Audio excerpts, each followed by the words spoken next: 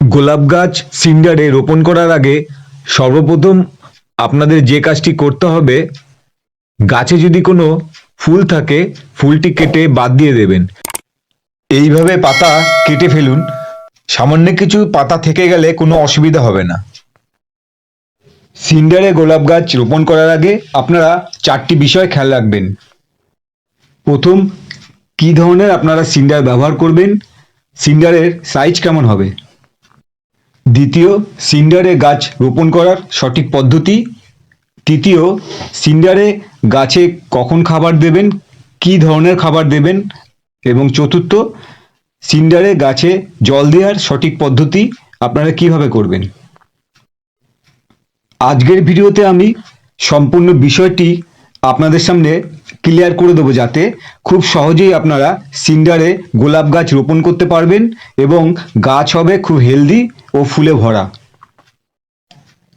সিন্ডারে গাছ রোপণ করার আগে আপনাদেরকে জানতে হবে কী ধরনের সিন্ডার আপনারা ব্যবহার করবেন। সিন্ডার আপনারা দুভাবে সংগ্রহ করতে পারবেন, কোনো কামারশালা থেকে বা কোনো ফার্টিলাইজারের দোকান থেকে। তবে সবসময় সিন্ডারের সাইজ মেনটেন করবেন, একই সাইজের সিন্ডার ব্যবহার করবেন। কামারশালা থেকে আনলে বিভিন্ন সাইজের হয়, তাই কোনো হাতুড়ির সাহায্যে ভেঙে নিয়ে আপনারা একই সাইজের করে নেবেন। কিভাবে সিন্ডারে সঠিক পদ্ধতিতে আপনারা গোলাপ গাছ রোপণ করবেন, আপনারা কিভাবে মিডিয়া তৈরি করবেন। প্রথমে আপনারা সিন্ডার ভালো করে জলে ওয়াশ করে নেবেন, যতটা সম্ভব পরিষ্কার করে নিতে হবে সিন্ডার। এরপরে সিন্ডারের সাথে 20% কম্পোস্ট মিশিয়ে নেবেন। আমি 20% ভার্মি কম্পোস্ট মিশিয়ে নেব। ভার্মি কম্পোস্ট মিশিয়ে নেওয়ার কারণ হলো, সিন্ডার যেহেতু জল ধরে রাখতে পারে না, ভার্মি কম্পোস্ট মিশিয়ে নেওয়ার ফলে কিছুটা ময়েশ্চার থেকে যাবে। তবে খুব বেশি ভার্মি কম্পোস্ট আপনারা ব্যবহার করবেন না। কিভাবে সিন্ডারে গাছ বসাবেন। নার্সারি থেকে গোলাপ গাছ কিনে আনার পর বা টবের গাছকে যখন সিন্ডারে বসাবেন, সবার আগে যে কাজটি করবেন, গাছের শিকড় থেকে মাটি সম্পূর্ণ মুক্ত করে নেবেন। কোনো পাত্রের মধ্যে জল দিয়ে গাছটি রেখে দিন, মাটি সম্পূর্ণ নরম না হয়ে যাওয়া পর্যন্ত। মাটি নরম হয়ে গেলে গাছের শিকড় থেকে সমস্ত মাটি ভালো করে ধুয়ে পরিষ্কার করে ফেলুন। এরপরে যে কোনো ফাঙ্গিসাইড জলে মিশিয়ে সেই জলের মধ্যে গাছটি রেখে দিন 10 মিনিট। আমি এখানে স্যাপ ফাঙ্গিসাইড ব্যবহার করছি, আপনারা যে কোনো ফাঙ্গিসাইড ব্যবহার করতে পারেন। গোলাপ গাছের জন্য 10 ইঞ্চি টব সব থেকে ভালো। আপনারা 10 ইঞ্চি টবে প্রথমে এইভাবে কিছুটা সিন্ডার দিয়ে দেবেন। এরপর গাছটিকে ঠিক এইভাবে এই পজিশনে রাখবেন। টবের ওপর থেকে 3 ইঞ্চি খালি রেখে সিন্ডার দিয়ে কভার করুন। ভালো করে জল দেবেন, টবের নিচ থেকে জল বেরিয়ে না যাওয়া পর্যন্ত। এখনই গাছ রোদে রাখবেন না, 7 দিন সেমি শেডে রাখবেন।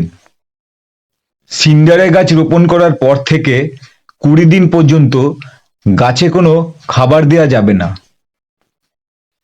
শীতকালে যদি গাছ বসান তাহলে একবার জল দিলেই যথেষ্ট, আর যদি গরমকালে গাছ বসান তাহলে 2 থেকে 3 বার গাছে জল দিতে হবে। সিন্ডারে গাছ বসানোর পরে কি খাবার দেবেন, কতদিন পর থেকে খাবার দেবেন। সিন্ডারে গাছে খাবার দেওয়ার পদ্ধতি একটু আলাদা মাটিতে গাছ রোপণ করার থেকে। সিন্ডারে গাছ বসানোর 20 দিন পর থেকে আপনারা খাবার দিতে পারবেন। আপনারা গাছে খাবার দেবেন লিকুইড ফার্টিলাইজার NPK 20-20-20। মাসে 2 বার 15 দিন গ্যাপে 3 লিটার জলে 5 গ্রাম মিশিয়ে এইভাবে দেবেন। NPK প্রয়োগ করার 21 দিন পরে দ্বিতীয় ফার্টিলাইজার দেবেন সর্ষের খোল। 3 লিটার জলে 15 গ্রাম মিশিয়ে 4 দিন রেখে সেই জলের সাথে আরও 2 লিটার জল মিশিয়ে মাসে 2 বার 15 দিন গ্যাপে প্রয়োগ করবেন। মাইক্রোনিউট্রিয়েন্ট ব্যবহার করবেন সিন্ডারে গোলাপ গাছ বসানোর 20 দিন পর থেকে, 2 মাসে একবার করে। আমি মোবোমিন ব্যবহার করেছি 2 লিটার জলে 5 গ্রাম মিশিয়ে। এরপরে 3 মাসে একবার, বছরে 4 বার ব্যবহার করবেন। পরবর্তী ভিডিওতে আমি আপনাদেরকে বলবো গোলাপ গাছ সিন্ডারে বসানোর পরে কি রাসায়নিক সার ব্যবহার করবেন, কি ধরনের পিজিআর ব্যবহার করবেন, কখন ব্যবহার করবেন, গাছে বেশি ফুল আনতে কি মিক্সড খাবার ব্যবহার করবেন, গোলাপ গাছের পাতা হলুদ হয়ে গেলে গাছে পোকা লাগলে কি পেস্টিসাইড এবং ফাঙ্গিসাইড স্প্রে করবেন।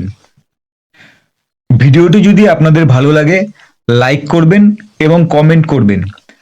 আর নতুন বন্ধুরা যারা আজ ভিডিওটি আমার প্রথম দেখছেন তারা চ্যানেলটিকে সাবস্ক্রাইব করে আমার পাশে থাকবেন। নতুন নতুন এরকম ভিডিও আপনাদের সামনে আমি নিয়ে আসব।